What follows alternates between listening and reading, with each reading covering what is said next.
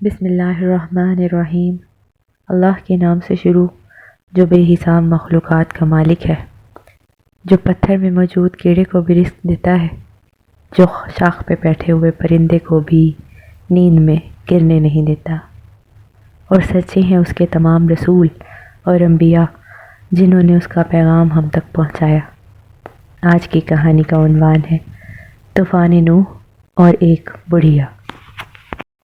حضرت نوح علیہ السلام نے بحکم الہی جب کشتی بنانا شروع کی تو ایک مومنہ بڑھیا نے حضرت نوح علیہ السلام سے پوچھا کہ آپ یہ کشتی کیوں بنا رہے ہیں؟ آپ نے فرمایا، بڑی بھی ایک بہت بڑا پانی کا طوفان آنے والا ہے جس میں سب کافر ہلاک ہو جائیں گے اور مومن اس کشتی کے ذریعے بچ جائیں گے۔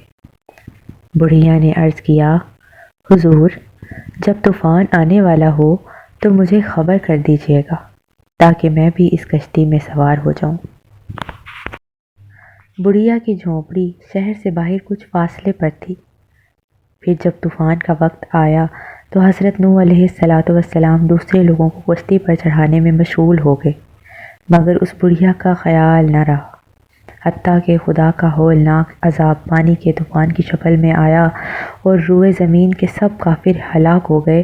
اور جب یہ عذاب تھم گیا اور پانی اتر گیا اور کشتی والے کشتی سے اترے تو وہ بڑھیا حضرت نوح علیہ السلام کے پاس حاضر ہوئی اور کہنے لگی، حضرت وہ پانی کا طوفان کب آئے گا؟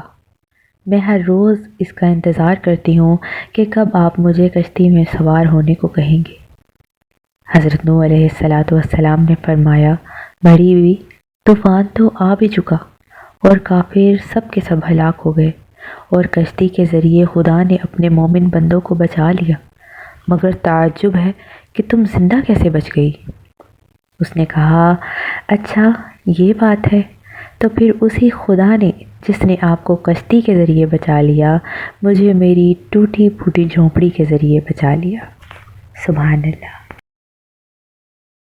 اس کہانی سے ہمیں یہ سبق ملتا ہے کہ جو خدا کا ہو جائے خدا ہر حال میں اس کی مدد فرماتا ہے اور بغیر کسی سبب ظاہری کے اس کے کام ہو ہی جایا کرتے ہیں، بے شک۔